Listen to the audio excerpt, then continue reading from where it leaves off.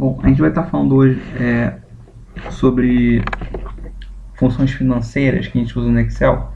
Bom, primeiro, para deixar claro, tem diversas funções financeiras. A gente vai estar tratando das mais básicas possíveis, mas porque esse curso é destinado para um nível básico, né? Mas existem funções mais complexas financeiras que são usadas na prática, mas essas são as funções mais básicas que temos no mundo financeiro, né? Então, quais são essas funções? Função do valor presente, valor futuro.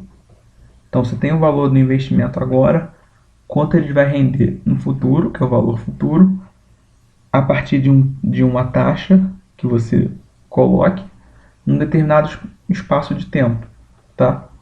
Então, esses são os 4 critérios: valor presente, valor futuro, taxa e tempo. Então, aqui, por exemplo, ele pede o valor futuro. Uma coisa importante falar: o valor presente e o valor futuro, sempre algum deles tem que ser negativo, tá?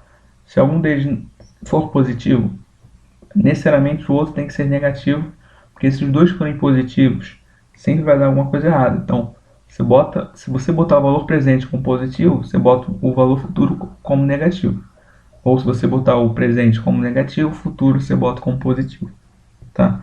Então, vamos calcular aqui o valor futuro do investimento. Então, ele está com um valor negativo, um período é 10, aí você poderia perguntar, 10 o que? Anos, meses? Então, nesse caso a gente não botou uma dimensão, uma unidade, né? Mas na taxa a gente também não botou uma unidade, só que com certeza a gente está garantindo aqui que a taxa está variando com a mesma unidade do período. Então, se o período são anos, a taxa é de 10% ao ano. Se o período são meses, a taxa vai ser 10% ao mês, tá? Então não vai fazer nenhuma diferença nesse caso. Como é que calcula o valor futuro? A gente bota igual VF, valor futuro, tab. Aí ele pergunta qual é a taxa, a gente bota aqui, seleciona. Depois, número do período são 10. Pagamento é se tivesse algum pagamento mensal, né, para contribuir. Nesse caso, não. No exemplo que a gente vai mostrar aqui, não vai ter. Poderia ter, mas nesse caso não. Então a gente vai botar duas ponto vírgula passando por ele. O valor presente é esse. E aí o tipo ele pergunta, início ou fim do período você vai pagar? Nesse caso não vai fazer diferença porque não vai ter pagamento, né? Então basta que a gente dê um Enter e ele vai calcular o valor futuro.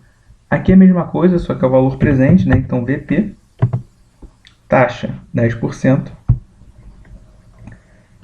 período 10, valor futuro 25, é esse aqui de cima, né?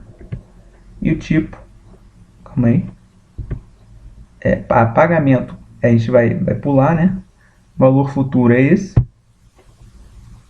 E tipo, não vai fazer diferença pra gente. Deu errado? Taxa, período, pagamento. Aqui está o pagamento como valor futuro, né? Tá? Tem um erro aqui, vou voltar a fórmula. Então, beleza. Voltando do zero aqui. Taxa 10%. Pagamento não tem. Período. Esse aqui, né? Pagamento a gente não tem. Valor futuro é esse. E o tipo não vai fazer diferença. Então tá aqui o valor presente. Aqui é para calcular o período. Então a gente vai usar a fórmula NPER. A taxa é essa. Pagamento não tem. Valor presente é esse. Valor futuro é esse. E o tipo não vai fazer diferença porque a gente não tem pagamento. Aqui a taxa de juros, né? A gente vai usar a função taxa. Número de períodos é 10. Pagamento não tem. Valor presente é esse. Valor futuro é esse. Espera aí que... Não, confundido aqui. Valor presente é esse. Valor futuro é esse. Tipo não tem. Estimativa também não.